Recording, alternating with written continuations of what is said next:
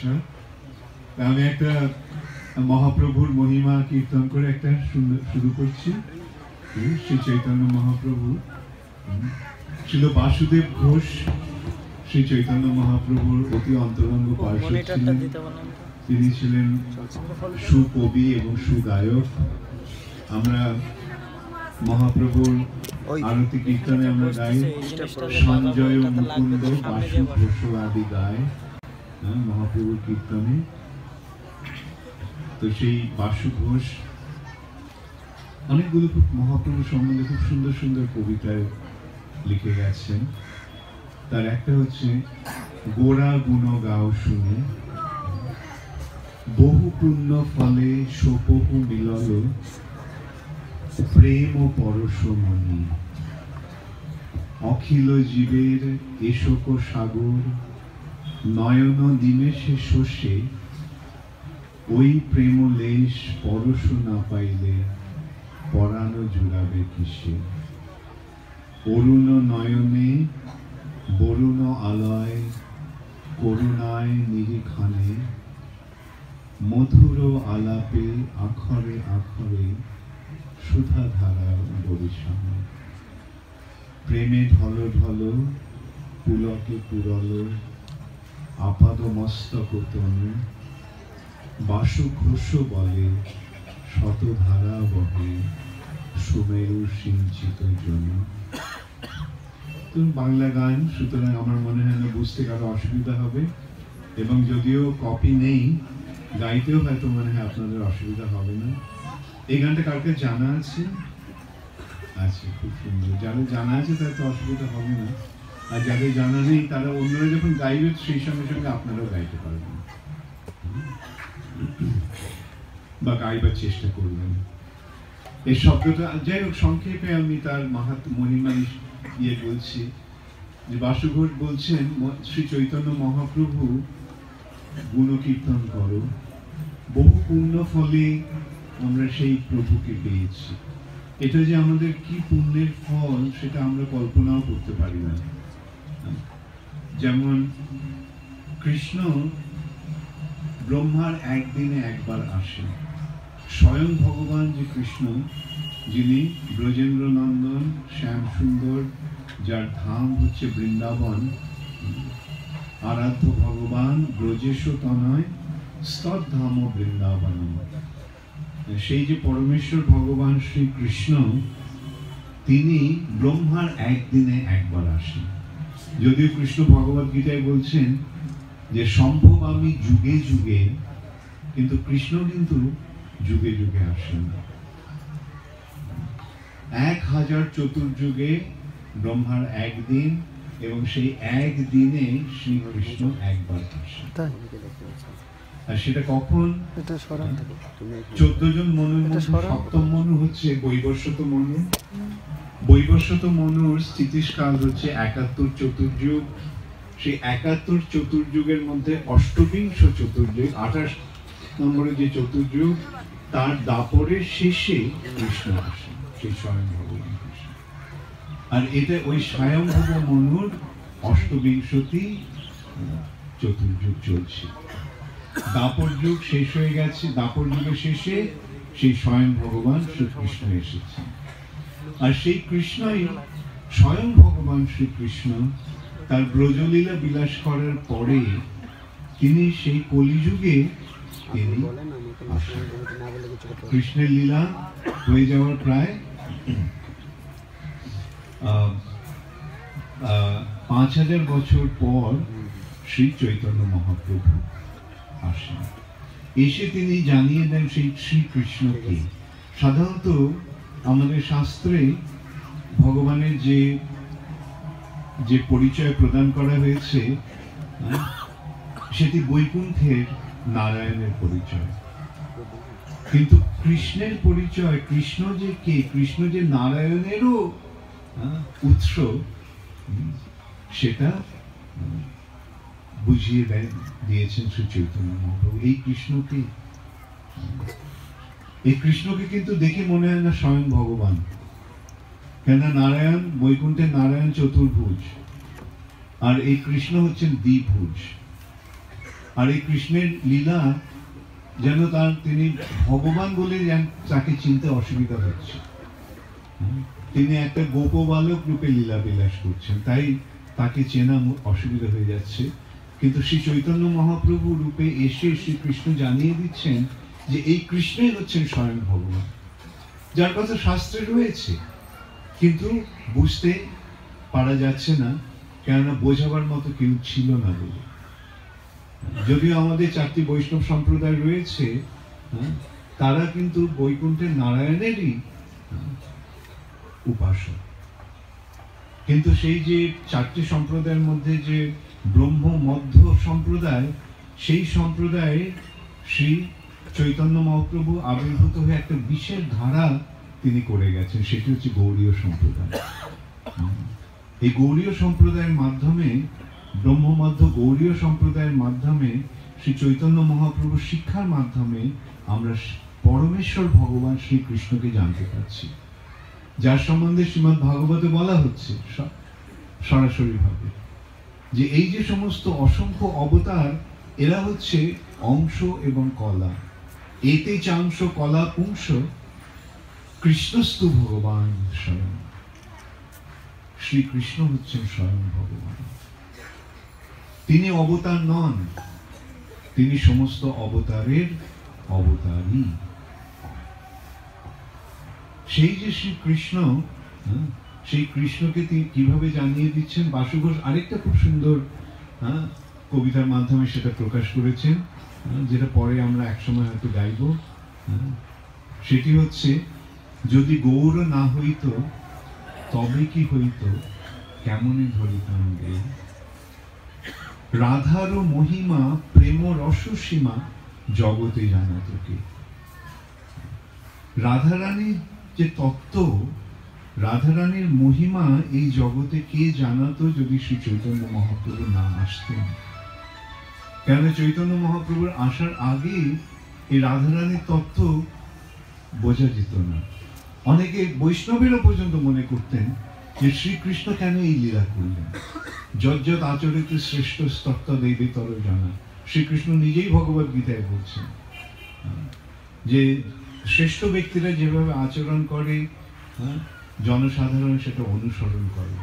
কিন্তু কৃষ্ণ এখানে যে লীলা করলেন ব্রজগোপীদের নিয়ে, সেটা তারা মনে করছেন যে এটা তো একটা অশালীন লীলা, এটা একটা অশালীন কার্যকলাপ। এরকম নানা রকম ভুল ধারণা ছিল। কিন্তু সেই চৈতন্য মহাপ্রভু এসে আমাদের কি বুঝিয়ে দিলেন?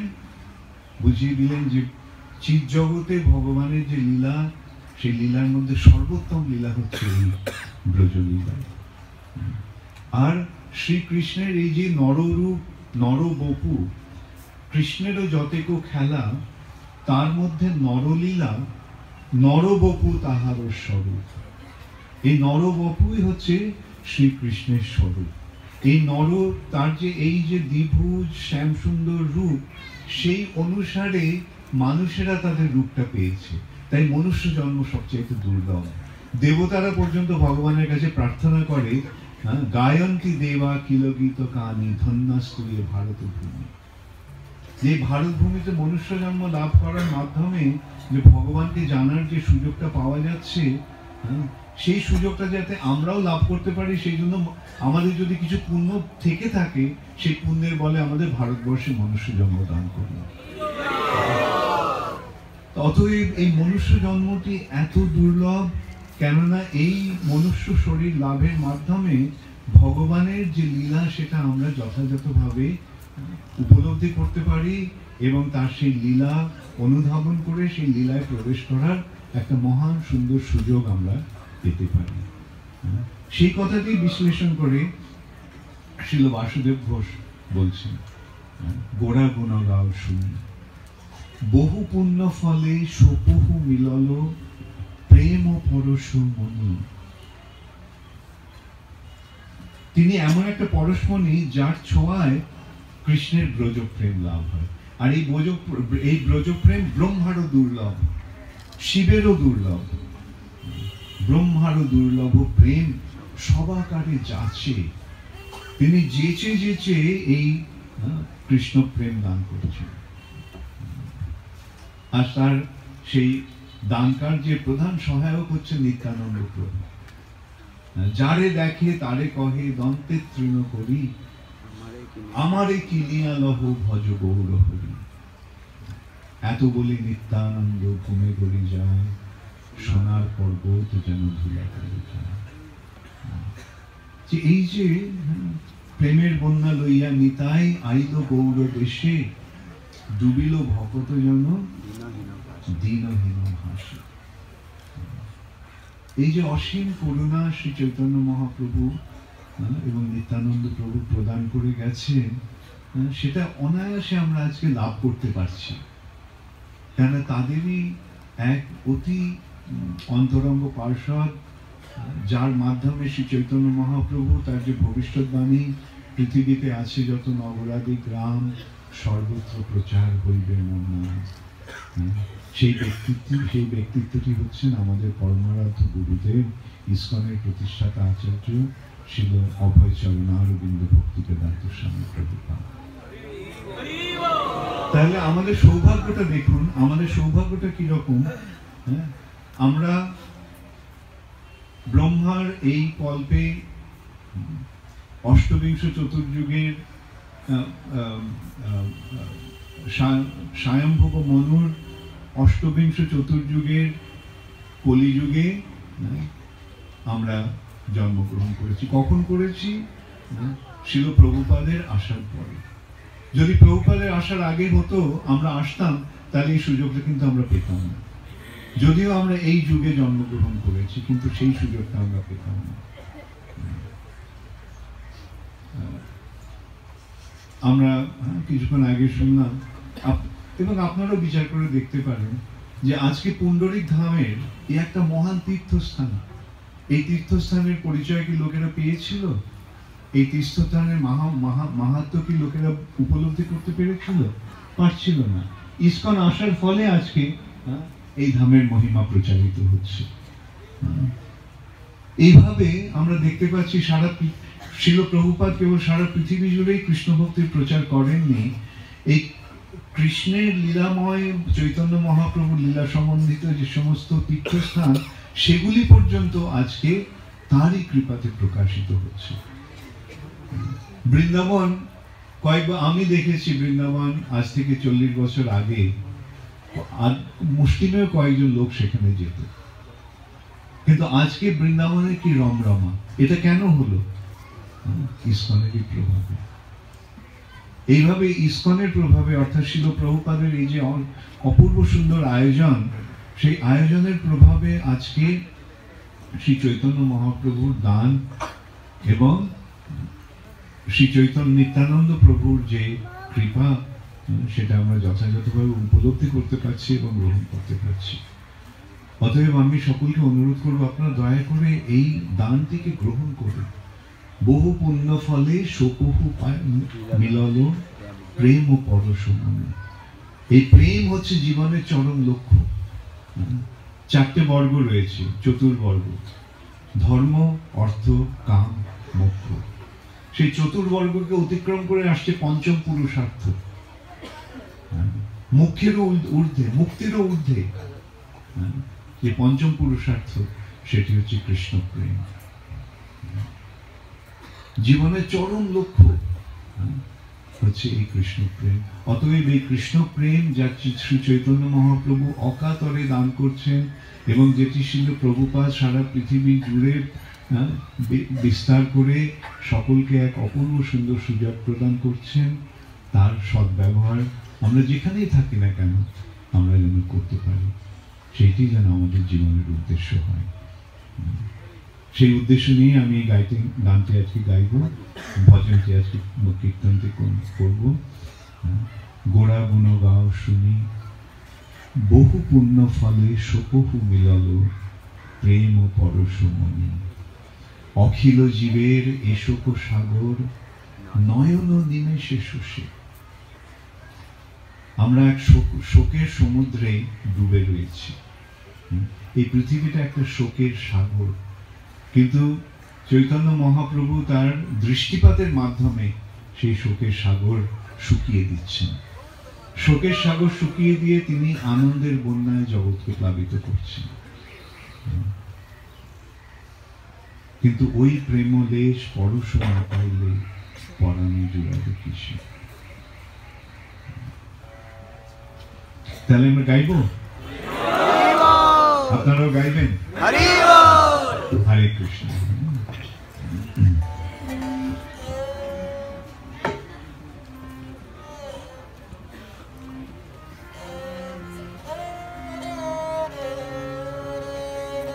গোরা গুণগান শুনি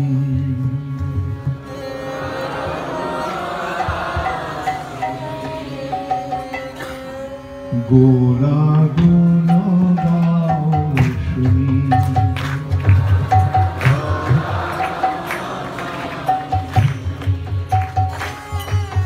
বহু পুণ্য ফলে শোকহু প্রেম পরশ মনি বহু পুণ্য ফলে শুভহু মিলন প্রেম পরশ মনি। গোরা গুণ গাও শুনি গোরা গুণ গাও অখিল জীবে এসুখ সাগর নয়ন নিমেষে শশী অখিল জীবে এসুখ সাগর নয়ন নিমেষে শুষে। অখিল জীবে এসুখ সাগর নয়ন নিমেষে শশী অখিল জীবে এসুখ সাগর নয়ন নিমেষে শুষে। ওই প্রেমলে পরশ না পাইলে পরাণ জুড়াবে কিসে। ওই প্রেমলে পরশ না পাইলে পরাণ জুড়াবে কিসে। ওই প্রেমলে পরশ না পাইলে পরাণ জুড়াবে কিসে। ওই প্রেমলে পরশ না পাইলে পরাণ জুড়াবে কিসে। গোরা গুণ গাও শুনি গোরা গুণ গাও শুনি অরুণ নয়নে বরুণ আলায় করুণায় নিরীক্ষণে অরুণ নয়নে বরুণ আলয় করুণায় নিরীক্ষণে। অরুণ নয়নে বরুণ আলায় করুণায় নিরীক্ষণে। অরুণ নয়নে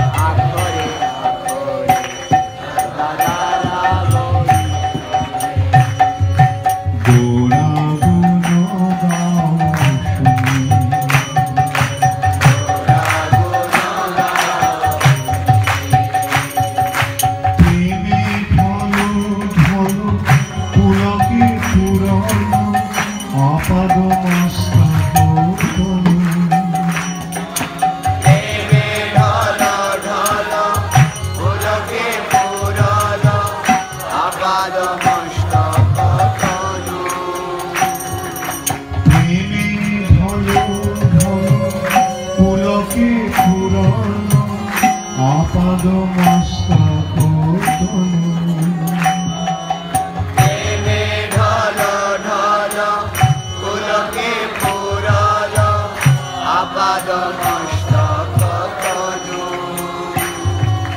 বাসুদেব কহে শতধারা বহে সুমেরু সিঞ্চিত জনু বাসুদেব কহে শতধারা বহে সুমেরু সিঞ্চিত বাসুদেব কহে শতধারা বহে সুমেরু সিঞ্চিত জনু বাসুদেব কহে শতধারা বহে সুমেরু সিঞ্চিত গোরা গুণ গাও তুমি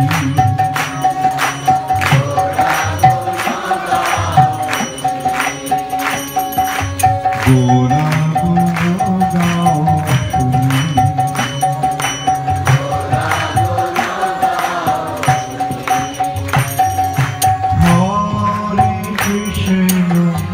হরে Krishna Krishna Krishna Hare Hare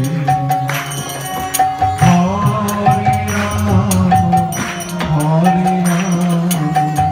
Ram Ram Hare Hare Hare Krishna, Hare Krishna, Krishna Krishna, Hare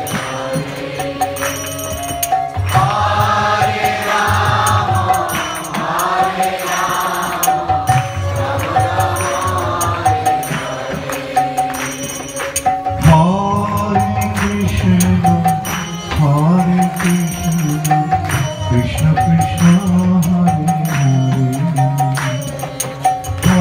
হরে Ram Ram Ram Hare Hare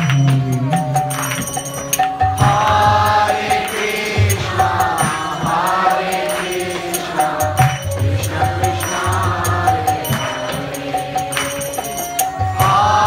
Hare Rama, Hare Rama, Rama Rama, Hare গোরা গুণ গাও শুনি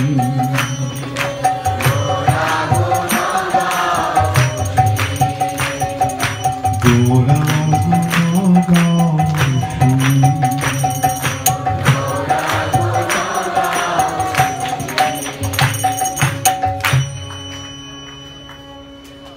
नमो ओम विष्णुपदाय कृष्णपृष्ठाय भूतले श्रीमते भक्ति वेदांत स्वामी नामिने नमस्ते सरस्वती देवे गौरवाणी प्रचारिणे निर्विशेष शून्यवादी पाश्चात्य देशकारिणे श्री कृष्ण चैतन्य प्रभु नित्यानंद श्री अद्वैत गदाधर शिवासादि गौर भक्तवृंद हरे कृष्णा कृष्ण कृष्ण हरे हरे हरे राम राम राम हरे हरे।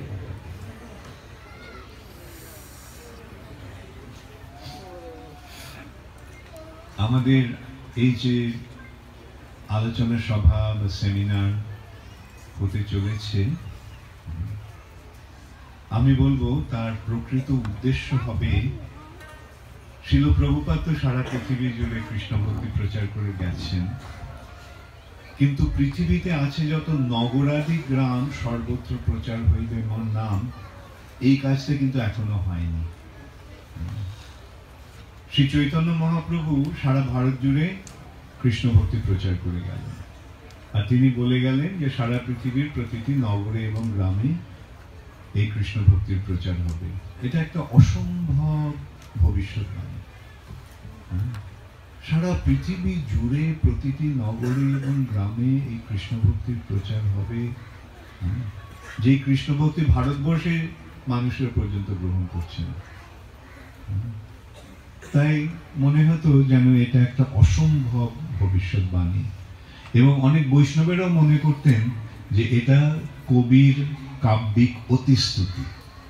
অনেক সময় কবিতাতে একটু বাড়িয়ে বাড়িয়ে বলা হয়, সেটা সমীচীন, সেটা গ্রহণীয়, সেরকম মনে করত।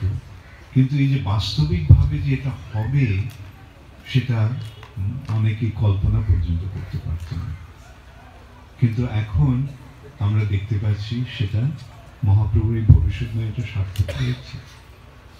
এবং এই সূত্রে আমরা এটাও বুঝতে পারি যে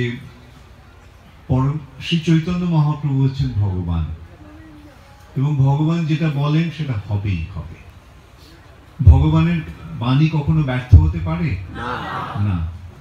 ভগবান তার দৃষ্টিপাতের মাধ্যমে এই জগৎটাকে সৃষ্টি করেন, তাহলে তার কথা, তার দৃষ্টিপাতের মাধ্যমে যদি এই জগৎটা তিনি সৃষ্টি করতে পারেন, তাহলে যে কথাগুলি তিনি বলে গেছেন সেই কথাগুলি বাস্তবিত হবে না? অবশ্যই হবে। এবং সেটি প্রমাণ করার জন্যই শ্রী চৈতন্য মহাপ্রভু কি সুন্দর একটা আয়োজন করলেন। তিনি 70 বছর বয়সে প্রভুপাদকে বিদেশে পাঠালেন, আমেরিকায়। আর সেখানে কিভাবে গেলেন? তিনি কপোর্তক শূন্য অবস্থায় গেলেন, এবং সেই অবস্থা থেকে তিনি 10 বছরের মধ্যে এই অসাধ্য সাধন করলেন, সারা পৃথিবী জুড়ে কৃষ্ণ ভক্তির প্রচার করলেন। এইভাবে আমরা দেখতে পারি যে শিল প্রভুপাদ যেটা করলেন সেটা একটা অসম্ভব কার্য, যেটা কোনো দিন কোনো সময় কেউ করতে পারেনি।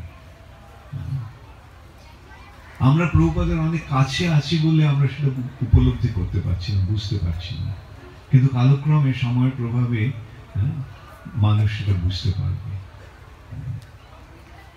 যে প্রভুপাদ কি একটা অপূর্ব সুন্দর কাজ সম্পাদন করে গেছে।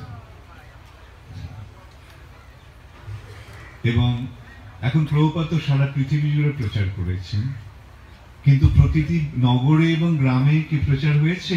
না, হয়নি। সারা পৃথিবী জুড়ে হয়েছে। এখন এই যে প্রতিটি নগরে এবং গ্রামে প্রচার করার যে কার্যটা, সেটা প্রভুপাদ আমাদের উপরে দিয়ে গেছে। কেন তা না হলে তো আমরা শুধু খেতাম আর ঘুমোতাম। প্রভুপাদ যদি ওটা করে যেতেন তাহলে আমাদের তো করণীয় কিছু থাকতো না। তাই আমরা যাতে কিছু করতে পারি সেই জন্য প্রভুপাদ এই কাজটি আমাদের জন্য রেখে গেছেন।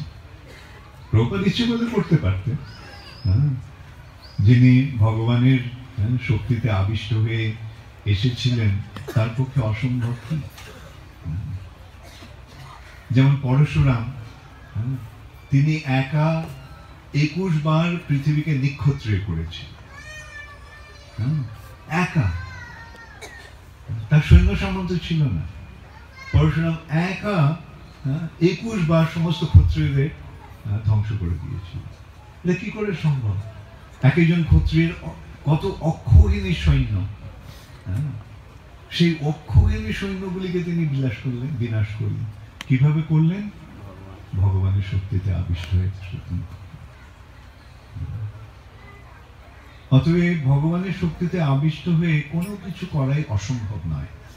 ভগবানের শক্তিতে আবিষ্ট হলে একটা পিঁপড়ে পর্যন্ত সারা জগৎটাকে ধারণ করতে পারে। এটি হচ্ছে ভগবানের শক্তির মহিমা।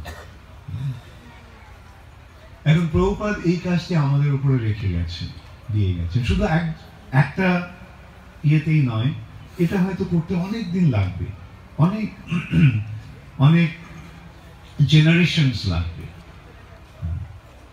কিন্তু এটা হবে। এবং হওয়ার পরে সেটাকে আগলে রাখার জন্য দায়িত্বটা থাকবে।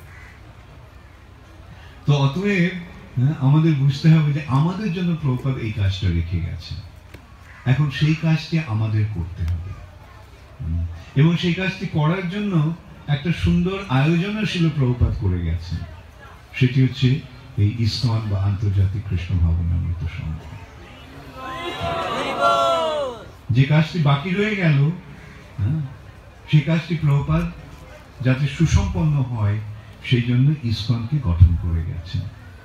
তাই আমাদের দেখতে হবে যে ইসকনকে যেন আমরা আগলে রাখতে পারি।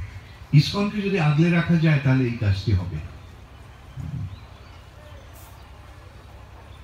এখন সেই গুরু দায়িত্বটি আমাদের উপরে রয়েছে। আমাদের হয়তো যেমন আমরা দেখতে পাচ্ছি প্রভুপাদ যখন প্রভুপাদ 10 বছরের মধ্যে 108টা মন্দির তৈরি করলেন। আর প্রভুপাদের অপ্রকটের পর এই গত 40 বছরে আরো 500টারও অধিক মন্দির হয়ে গেছে। এটা কি করে হলো? যেহেতু ইসকন অটুট রয়েছে। ইসকন যদি ভেঙে পড়তো তাহলে সেটা হতো না। তার একটা দৃষ্টান্ত আমরা পাচ্ছি যে তার প্রভুপাদের পূর্ববর্তী পরিস্থিতির মাধ্যমে শিল ভক্তি সিদ্ধান্ত সরস্বতী ঠাকুর একটা অপূর্ব সুন্দর সংস্থা গঠন করে গিয়েছিলেন গৌড়ীয় মঠের মাধ্যমে। তার মাধ্যমে তিনি সারা ভারত জুড়ে ব্যাপকভাবে কৃষ্ণ ভক্তির প্রচার করেছিলেন, বহু গণ্যমান্য ব্যক্তিকে আকৃষ্ট করেছিলেন এবং তারই প্রকটকালে এই সংস্থাটি একটা অপূর্ব সুন্দর ভাবে কৃষ্ণ ভক্তির প্রচার করে যাচ্ছিল। এবং তিনি তার অপ্রকটের আগে তিনি বলে গেলেন যে তোমরা সম্মিলিতভাবে ঐক্যবদ্ধভাবে তোমরা যারা নেতারা আছো সম্মিলিতভাবে একত্রিত হয়ে তোমরা এই কাজটি চালিয়ে যাও। এবং তিনি বলেছিলেন তোমরা একটা জিবিসি বডি তৈরি করো। জিবিসি বডি তৈরি করার মাধ্যমে মানে গভর্নিং বডি কমিশন, পরিচালক মণ্ডলীর সংগঠন, এর মাধ্যমে তোমরা এই কার্যটি চালিয়ে যাও। কিন্তু দুর্ভাগ্যবশত যেহেতু তারা সেটি করলেন না, জিবিসি গঠন না করে তারা আচার্য স্থাপন করলেন, যে ওই সংস্থার একজন নেতা। এখন সেই নেতার দুর্ভাগ্যক্রমে পারমার্থিক অসুবিধার সৃষ্টি হয়েছিল এবং সেই নেতার যখন পতন হলো, যাকে আশ্রয় করে সমস্ত সংস্থাটা ছিল তা সে যখন পড়ে গেল, তার যখন পতন হলো তখন সংস্থাটাকে ভেঙে গেল। এখন এটা আমরা বুঝতে হবে এটা ভগবানেরই কৃপার প্রদর্শন। তিনি দেখিয়ে গেলেন কি করা উচিত নয়। সে সম্বন্ধে প্রভুপাদ আমাদের বারবার বলে গেছেন, আমার গুরু ভাইরা যে ভুলটা করেছিল সেই ভুলটা তোমরা করো না। তিনি বলেছিলেন যে জিবিসি মাধ্যমে, অর্থাৎ জিবিসি মানে সম্মিলিতভাবে নেতৃস্থানীয় ভক্তরা একত্রিত হয়ে কাজটা চালিয়ে যাবে। কেননা এত বড় একটা কাজ কোনো এক ব্যক্তির পক্ষে সামলানো সম্ভব নয়। আর সেটা কেবল এক ব্যক্তি ধর একটা জেনারেশনে যদি চালিয়ে যেতে পারে, কিন্তু জেনারেশন আফটার জেনারেশন সেটা সম্ভব হবে না। কিন্তু যদি ঐক্যবদ্ধভাবে যখন করা হয়, একজন দুজনের যদি পতনও হয়, তাহলে বাকি 25 জন সেটাকে সামলাতে পারে। এবং সেটা আমরা দেখতে পাচ্ছি যে এমন নয় যে ইসকনে কোনো রকম অসুবিধা সৃষ্টি হয়নি। হ্যাঁ, ইসকনের অনেক নেতাদের পতন হয়ে গেছে, কিন্তু তার নেতাদের পতন হলে ইসকন কিন্তু অক্ষুণ্ণ রয়েছে। কেন অক্ষুণ্ণ রয়েছে? কেননা নেতৃস্থানীয় ভক্তরা ঐক্যবদ্ধভাবে এই সংস্থাটিকে আগলে রেখেছে। একজনের পতন হতে পারে, কিন্তু বাকি 25 জন সেই সংস্থাটিকে আগলে রাখতে পারছে। এখন এইভাবে আমরা দেখতে পাচ্ছি যে শিল প্রভুপাদ কি সুন্দর একটা আয়োজন করে গেছেন। এই ইসকন শিল প্রভুপাদের অপ্রকটে 40 বছর পরেও ইসকন অক্ষুণ্ণ রয়েছে, অটুট রয়েছে। কেন? কেননা এই সম্মিলিতভাবে যে এই সংস্থাটির পরিচালনা করার প্রয়াসের মাধ্যমে, যেহেতু আমরা সেটা করছি তাই ইসকন অক্ষুণ্ণ রয়েছে। তার মধ্যে আমরা কি বুঝতে পারছি? বুঝতে পারছি যে আমাদের প্রকৃত শক্তি হচ্ছে আমাদের ঐক্যের মাধ্যমে। কলি কি করে এই সম্বন্ধে শিল প্রভুপাদের আরেকটি কথা। এই ইসকন বা ভক্তের যে গোষ্ঠী, ভক্তের যে সমন্বয়, সেটা ভগবানের অন্তরঙ্গ শক্তি। এটা বোঝা যায় তো? এটা বুঝতে পারছো? ভক্তদের যে কার্যকলাপ যেহেতু তারা ভগবানের জন্য করছে, সেটা ভগবানের অন্তরঙ্গ শক্তি। আর মায়া হচ্ছে ভগবানের বহিরঙ্গ শক্তি। তাই মায়া ভগবানের অন্তরঙ্গ শক্তিকে কিছু করতে পারে না। মায়ার কাজ, মায়া সেখানে অক্ষম থেকে যায়। এবং ভগবানের অর্থাৎ বাইরের কোনো আক্রমণের দ্বারা ইসকন বা এই যে ভক্ত গোষ্ঠী কার্যকলাপ সেটা ব্যাহত হতে পারে না, সেটার বাধাপ্রাপ্ত হতে পারে না। এই যে ভগবানের অন্তরঙ্গা শক্তি সমন্বিত যে ভক্ত গোষ্ঠীর কার্যকলাপ, সেটি হতে পারে কেবল ভক্তদের নিজেদের মধ্যে দলাদলি বা ঝগড়াঝাটির বিবাদের মাধ্যমে। কারণ এই অন্তরঙ্গা শক্তির দ্বারাই কেবল অন্তরঙ্গা শক্তির বিনাশ হতে পারে, বহিরঙ্গা শক্তির দ্বারা অন্তরঙ্গা শক্তি ব্যাহত হতে পারে না। তাই জন্য আমাদের সবচাইতে গুরুত্বপূর্ণ দায়িত্ব যেটা রয়েছে, সেটা যেন আমরা সকলে ঐক্যবদ্ধভাবে, সম্মিলিতভাবে মহাপ্রভুর এই কার্যটি এগিয়ে নিয়ে যেতে পারি। তাই আমাদের সবসময় দেখতে হবে যে, আর এটা ঠিক প্রকৃতপক্ষে এটা মায়ের কাজও নয়, এটা কলির কাজ। কলির পরম শত্রু হচ্ছে এই কৃষ্ণ ভক্তি, সংকীর্তন যোগ্য। এই সম্বন্ধে এই ব্যাপারে চৈতন্য চন্দ্রোদয় যে নাটক আছে, সেই নাটকের শুরুতে দেখানো হচ্ছে যে মহাপ্রভুর জন্ম হয়েছে, আর মহাপ্রভুর জন্ম হওয়ার ফলে কলি আতঙ্কিত হয়ে গেছে। তো কলির যারা পার্ষদ তারা বলছে যে কেন আপনি এরকম ভাবে আতঙ্কিত হলেন কেন, কি হয়েছে? আমরা তো সারা জগৎটাকে জয় করে নিয়েছি, এখন তো সমস্ত পৃথিবীটা আমাদের কবজার মধ্যে, চারদিকে আমি সাহার, আসব পান, অবৈধ স্ত্রী সঙ্গ, দ্রুত ক্রীড়া, এগুলি চলছে আমাদের প্রভাবে, অর্থাৎ আমাদের জয় হয়ে গেছে। কলি বলল না না না, ওই দেখো ওই ব্রাহ্মণ সন্তান। আরে একটা ব্রাহ্মণ কি করবে? আমরা তো সমস্ত ব্রাহ্মণদেরই ধ্বংস করে দিয়েছি, ব্রাহ্মণদের তো আর ব্রাহ্মণত্ব নেই, সব হারিয়ে ফেলেছে আমাদের প্রভাবে। তো তখন কলি মহাপ্রভু কলি বলছে যে না না, এই এক বিশেষ ব্রাহ্মণ, এর প্রভাবে আমার কার্যটা সম্পূর্ণ নষ্ট হয়ে যাবে। এত কিছু যে আমি যে সাম্রাজ্য গড়েছি, এই সাম্রাজ্য আমরা হারাতে হবে।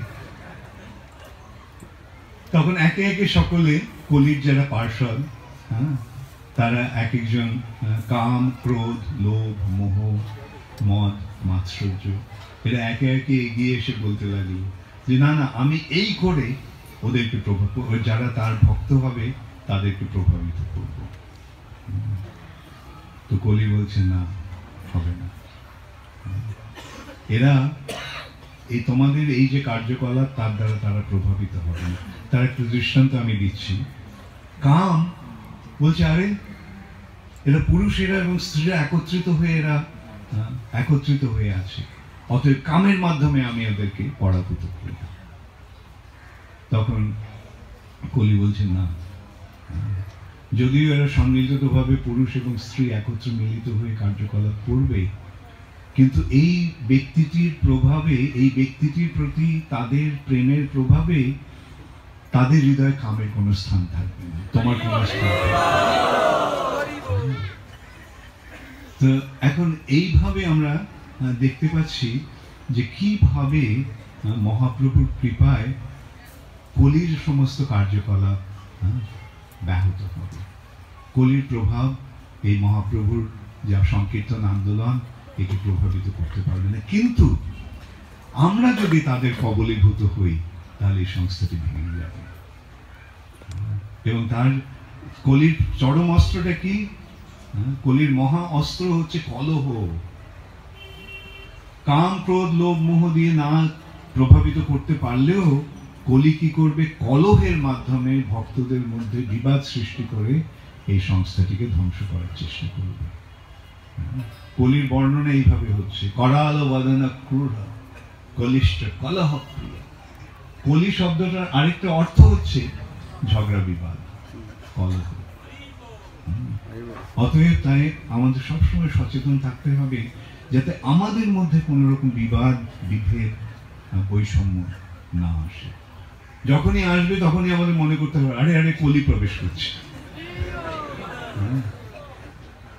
এবং তখন এই কলির প্রভাবটাকে কিভাবে মুক্ত হতে হবে? পরস্পরের প্রতি প্রেমের দ্বারা, যে প্রেমটি মহাপ্রভু দিতে এসেছে।